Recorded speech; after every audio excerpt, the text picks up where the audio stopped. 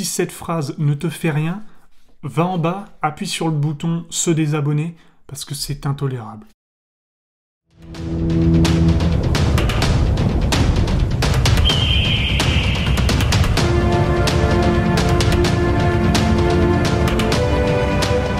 fait rire personne, c'est un fils de pute, il accumule lui.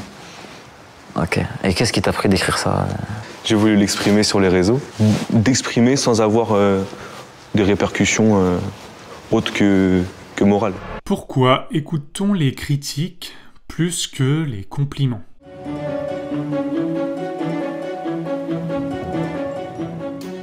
Bon, grâce à cette vidéo, je voudrais en terminer avec ces gamineries de faire « Oh, les gens ils critiquent tout », on s'en fout.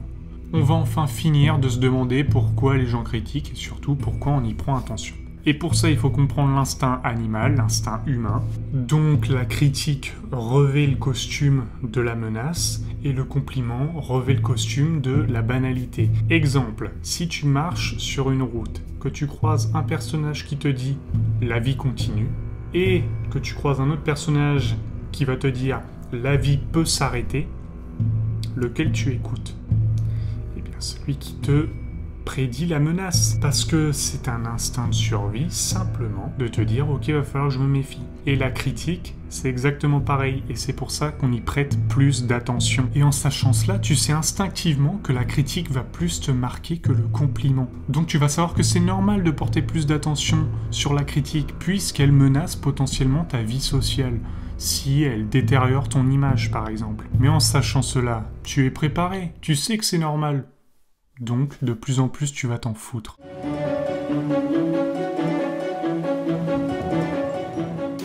Pour ce qui est du compliment, au final, ce n'est pas celui qui le reçoit qui est le plus gratifié, c'est celui qui le donne. Parce que en reconnaissant à quelqu'un, je sais pas, qu'il a bien fait un truc, qu'il s'est bien comporté, eh bien tu admets quelque chose, tu complimentes quelqu'un et c'est celui qui complimente qui est grandi de cette expérience. Et il faut savoir que comme l'homme est un animal grégaire, soit qu'il aime vivre en groupe, la critique, comme le compliment, est un moyen pour s'identifier à un groupe, pour adhérer à une communauté, à une image. Mais alors maintenant, je vais te dire pourquoi c'est bien d'avoir des critiques. Non pas de les écouter, mais parce que la critique te permet de te dire que tu es dans le bon chemin et que tu ne dis pas des banalités. Et c'est alors qu'il faut te confronter pour agir.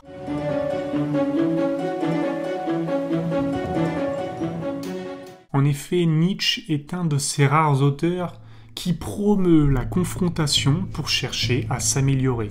Et plus tu vas te confronter, plus tu vas recevoir de critiques, plus tu es potentiellement aguerri des menaces qu'on t'a fait. Parce que tu es plus résilient, parce que tu es plus en mouvement. Je vais te dire une phrase qui m'a marqué. À tous ceux qui se plaignent d'avoir des bâtons dans les roues. Les bâtons, on peut les mettre dans les roues d'un vélo qui est à l'arrêt, mais pas dans un vélo qui marche. Donc, si tu es en arrêt, les bâtons dans les roues, eh ben, ne te font pas avancer, ils t'empêchent d'avancer. Mais si tu es toujours en mouvement, alors les bâtons dans les roues, tu n'en as pas. Et tu passes outre. Et c'est pour ça que plus tu fais de choses, plus tu agis et plus tu te confrontes, plus les critiques ne te feront rien. Et plus tu vas t'en foutre puisque tu vas faire ton truc. Alors pour cela, 3 citations de Nietzsche. Nietzsche qui dit « L'amplitude des contradictions à l'intérieur d'une pensée constitue un critère de sa grandeur. » Eh bien c'est excellent parce que si tu cultives une pluralité d'opinions, une pluralité de réflexions qui ne font que se confronter dans ta pensée, notamment par le biais de la remise en doute, remise en question, etc. Ça, c'est un signe de bonne santé et de grandeur d'âme, d'intelligence. Parce qu'en faisant confronter tes idées, et ben, chaque fois, tu les fais s'améliorer entre elles. Que si tu planais sur une opinion fixe, jamais elle ne se confronte et jamais elle ne peut s'étester pour voir si elle est forte ou puissante. Et si elle vacille à la première menace extérieure, terminé. Deuxième citation de Nietzsche. Le faible, c'est celui qui a besoin de nier l'autre pour s'affirmer. En effet, dans les critiques, il y aura toujours ceux qui font rien, qui vont conspuer ceux qui font. Le jour où celui qui ouvrira le plus sa gueule est celui qui ne fera rien, eh ben on sera vraiment dans un monde de merde. Alors évidemment, ceux qui font doivent ouvrir leur gueule. Et celui qui nie l'autre pour s'affirmer, quand l'autre ne sera plus là, il mourra avec lui. Exactement dans le fait que un loup qui a une proie, si la proie meurt, le loup meurt avec. Si le pauvre meurt, le riche meurt avec lui. Et toutes ces relations de comparaison sont exactement pareilles. Alors que celui qui fait, celui qui construit, ne vit que de sa propre action. Troisième citation de Nietzsche. Tu cherchais ton meilleur ennemi et tu t'es trouvé. Magistral. Et voilà pourquoi tu dois faire et faire face à tes erreurs, à tes critiques, mais en faisant la méthode de la nature qui fait tout le temps essai, échec et réussite. Tu ne juges pas tes actions antérieures, tu fais juste jusqu'à réussir. Comme la nature. La nature, elle teste un truc vivant, ça meurt, elle s'en fout, elle recommence, elle s'en fout, elle recommence. C'est exactement ça que tu dois faire.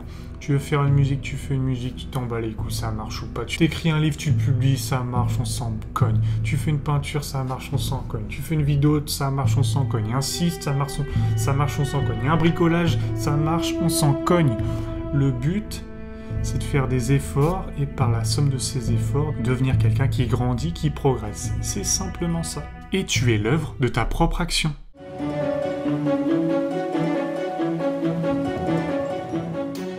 Une anecdote concernant Messenger de Facebook. Bon, Facebook, au départ, n'avait qu'une application. On construit une deuxième qui sera Messenger, soit pour s'envoyer des messages. J'étais comme tout le monde, quand ils ont fait ça, j'ai dit « Mais c'est quoi cette merde? Pourquoi ils font ça ?» Ça a été critiqué, tout le monde détestait cette innovation, mais dans les faits, ça marchait ou pas? Eh ben oui, ça marchait, et c'est pour ça que ça a continué. Les critiques, on s'en bat les couilles, si les faits parlent de façon inverse. Et la réciproque, ça marche pareil. S'il y a quelque chose qui est bien, qui reçoit plein de compliments, mais dans les faits ça marche pas, ça n'aboutit pas. Rien, nada. Donc à un moment il y a les critiques, mais il y a aussi les faits. Contente-toi des faits. Si tout le monde te dit que ton livre est bien mais personne l'achète, on s'en bat la race.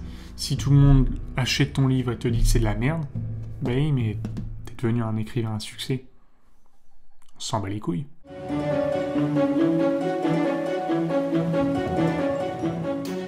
Enfin, pour appuyer cette idée de Nietzsche qu'il faut se confronter pour grandir, je vais te lire une scène de Moby Dick où tout l'équipage est sur la barque pour aller chasser 7 baleines au harpon.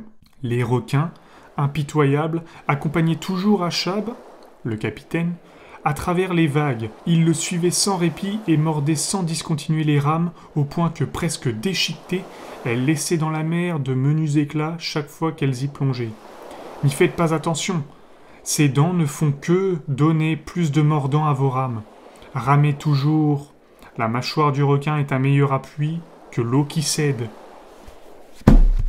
Bordel de merde, est-ce que t'as compris cette scène? Disclaimer, si cette phrase ne te fait rien, va en bas, appuie sur le bouton « Se désabonner » parce que c'est intolérable. Cette phrase-là ne se réserve qu'aux abonnés de la chaîne. Cette phrase est exceptionnelle. Ramer toujours, la mâchoire du requin est un meilleur appui que l'eau qui cède.